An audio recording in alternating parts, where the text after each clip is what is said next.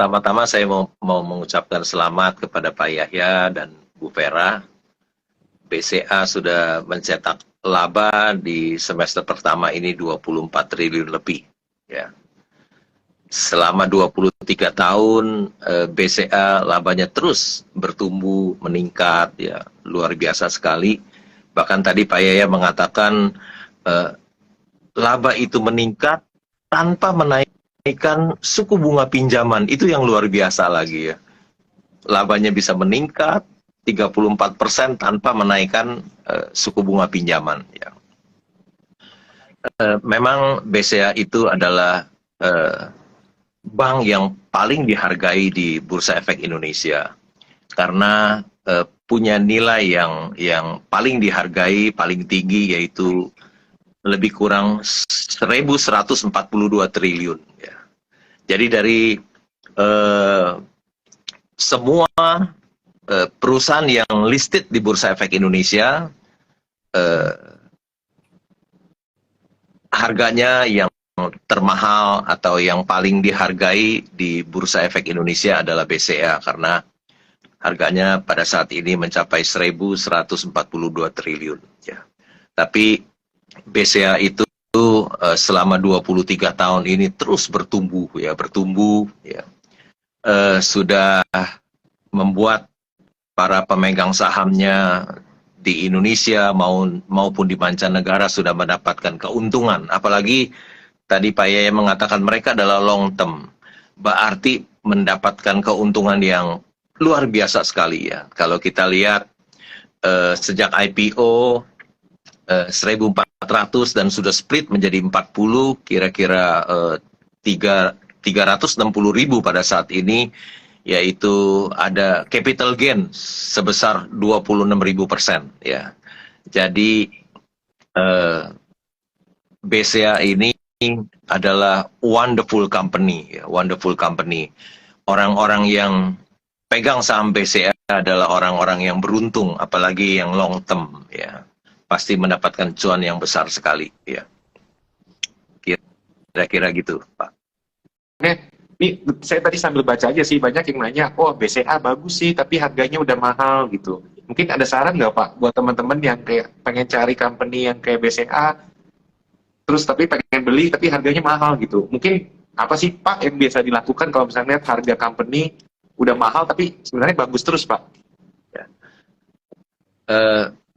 Masa kita mau mendapatkan BCA wonderful company mau harga murah, ya tentu tidak ada ya, tidak ada. Menurut saya harga sekarang sudah sangat baik ya. Kalau kita lihat sudah semua orang pemegang saham sudah mendapatkan cuan dari BCA ya. Jadi memang karena BCA adalah wonderful company yang cuannya besar sekali dan labanya sudah 23 tahun bertumbuh, tentu saja tidak bisa mengharapkan BCA di harga yang murah, Pak. Oke. Jadi sudah harga yang wajar seperti itu ya. Pasar modal selalu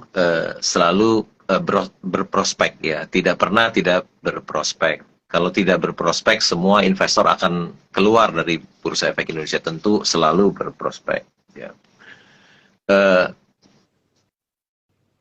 Menjelang pemilu ini biasanya saya ketika membeli sebuah perusahaan, sebuah perusahaan, saya tidak kaitkan dengan pemilu, saya tidak kaitkan dengan ekonomi, sosial, dan politik.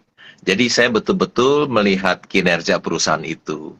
Bagaimana dengan tata kelolanya, bagaimana dengan bidang usahanya, bagus atau tidak, bagaimana labanya, besar atau kecil. Tentu yang labanya kecil saya tidak mau ya beli. Apakah labanya itu bertumbuh dan valuasinya juga wajar, tidak mahal seperti itu. Jadi ketika saya membeli dan biasanya yang saya lihat setelah selesai pemilu biasanya harga saham itu pada naik, pada meningkat ya. Jadi saya ketika membeli saham suatu perusahaan, tentu saya tidak melihat dikaitkan dengan pemilu, ekonomi, sosial, dan politik. Saya betul-betul 100% melihat kinerja dari perusahaan itu sendiri, kinerja dan valuasi dari perusahaan itu sendiri. Begitu Pak Andre. Oke, luar biasa. Untuk build position saham itu Pak, apakah sekali beli langsung HK atau sekali beli langsung jual? Ini cara Pak Lokengho untuk misalnya membuild portfolio itu apakah butuh waktu sehari atau lama nih Pak? Mungkin bisa di-share Pak. Tentu saja kalau saya kan membeli saham suatu perusahaan dalam jumlah yang banyak, tentu saja saya membelinya secara pelan-pelan setiap hari, pelan-pelan ya. Jadi perlu waktu yang lama untuk mendapatkan jumlah saham yang banyak ya. Saya tidak melakukan sekaligus satu hari karena harga saham itu akan naik ya. Kalau harga saham itu naik, tentu cost saya jadi mahal ya. Jadi saya ingin membeli dalam jumlah banyak, tetapi saya membelinya pelan-pelan ya, supaya dapat di harga murah terus ya. Bisa saja itu berlangsung selama sebulan, 6 bulan, baru saya dapat jumlah yang sangat banyak. Jadi saya ingin menemukan saham Mercy seharga baja itu, tentu saya tidak mau beli sedikit, tentu saya akan membeli dalam jumlah yang besar. Tapi belinya itu tentu saya harus bertahap karena saya ingin membeli dalam jumlah yang banyak sekali. Tadi ada pertanyaan apakah sekaligus atau sedikit-sedikit. Tentu saja kalau kita menemukan Mercy seharga bajai, kalau uangnya sedikit ya harus sekaligus habisin hari itu. Tapi kalau kita belinya cicil sedikit-sedikit itu tentu takut harganya naik dan cost kita akan mahal ya. Dan juga biasanya orang yang membeli sedikit-sedikit itu dia tidak tahu apa yang dia beli ya, tidak tahu apa yang dia beli sehingga dia belinya bertahap sedikit-sedikit. Orang yang tahu apa yang dia beli tentu dia tidak bisa beli secara bertahap, tapi dia tentu akan beli sekaligus karena takut besok akan naik ya kalau dia menemukan perusahaan yang bagus dan murah seperti itu. Kira-kira begitu Pak Andre. Cukup baik. Jadi guys, ada yang nanya, saham BCA kok dividen payout-nya udah segitu-segitu aja gitu kan. Kalau kita tahu lah di industri perbankan kan, kalau mungkin dilihat di negara barat kan sistemnya kan dividen growth model gitu. Either dia naikin dividen payout-nya atau naikin labanya gitu. Ini ada yang tanya, kok dividen BCA segitu-segitu aja Pak? Apakah ada wacana Pak untuk menaikkan sampai tertinggi semaksimal mungkin Pak untuk dividen payout, jadi ROI-nya juga makin bagus nih Pak ya? Ya, terima kasih pertanyaan.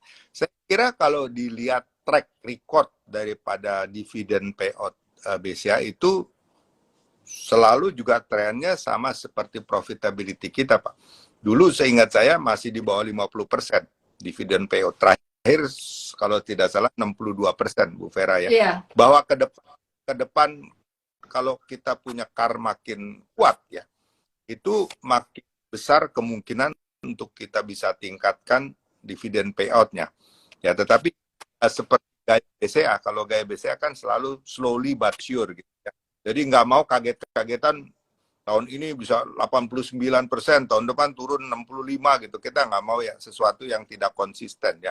Jadi kita akan jaga trennya sedapat mungkin bisa memaksimais atau mengoptimize ya dari capital kita.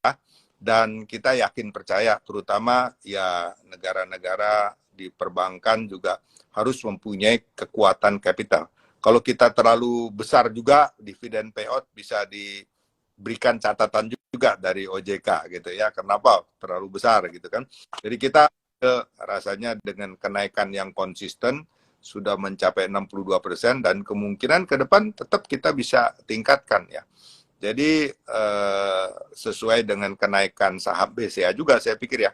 Saya masih ingat waktu Oktober 21 kita stock split. Waktu itu kalau saya tidak salah 35.000. 1 banding 5. Jadi ekuivalen 7.000. Jadi itu nggak lama-lama banget tuh Pak. Oktober 2021 ya, baru 2 tahun lah kira-kira.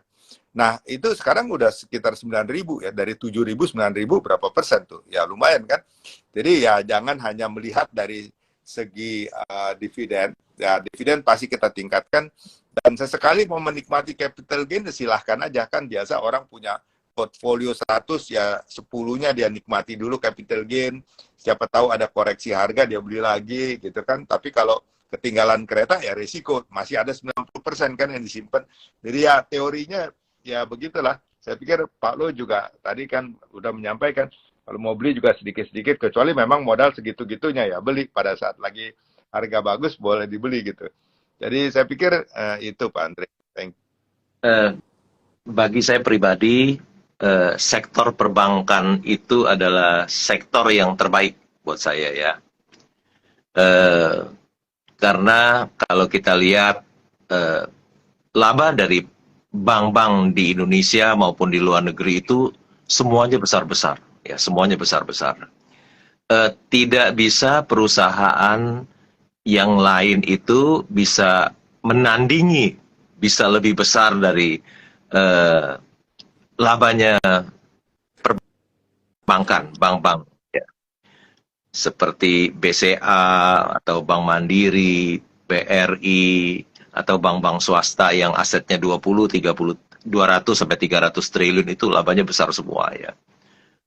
Seperti BCA mungkin di tahun 2023 labanya bisa tembus di atas 50 triliun ya. Coba cari perusahaan mana yang bisa labanya sebesar itu, tentu sulit sekali. Ya, jadi bagi saya sektor yang terbaik adalah perbankan. Ya, saya sendiri pun terdaftar di beberapa bank swasta, di annual report itu ada nama saya. Ya, jadi saya sangat menyukai sektor perbankan karena bagi saya sektor perbankan adalah sektor yang terbaik. Karena dia bisa membukukan laba yang besar lebih dari perusahaan-perusahaan yang lain, sektor-sektor yang lain. Demikian, Pak. Saya sebagai investor, ya saya juga tidak menganjurkan, oh beli saham BCA, that you only want. Enggak. Tetap you harus punya a basket of investment ya. Ada saham, ada obligasi, ada rupiah, ada dolar, macam-macam ya. Jadi reksadana, jadi Anda tidak boleh taruh investasi Anda di satu tempat saja. Jadi harus tetap dipilah-pilah, tetapi memang harus pilih-pilih mana yang Anda mau koleksi. Itu aja untuk teman-teman investor semua. Terima kasih. Oke Pak Lo, mungkin ada satu saran lagi Pak buat teman-teman saya nih. Mungkin mempunyai pendapat yang berbeda dengan Pak Yaya. Kalau Pak Yaya mengajarkan diversifikasi, saya orang yang tidak suka diversifikasi, yaitu kalau kita tahu ini Mercy seharga bajai, tentu kita nggak bisa beli yang lain. Pasti uang kita didorong semua di situ ya. Kalau kita tahu sektor perbankan itu ada sektor yang terbaik, tentu kita males untuk diversifikasi ke sektor-sektor yang lain. Karena kita sudah tahu ini sektor yang terbaik, tentu kita akan dorong uang kita itu dalam jumlah besar ke sana ya. Jadi saya lebih suka konsentrasi. Orang yang tahu apa yang dia lakukan membuat dia tidak bisa melakukan diversifikasi. Ketika dia menemukan berlian yang dijual di harga kerikil, tentu dia tidak bisa diversifikasi. Dia harus dorong seluruh uangnya itu ke dalam investasi itu. Demikian, Pak Andre. Oke. Very insightful. Thank you sekali Pak Lo atas masukannya. Jadi teman-teman ada tim all in, ada tim diversifikasi, semua sama aja. Yang penting kita bisa cuan semua.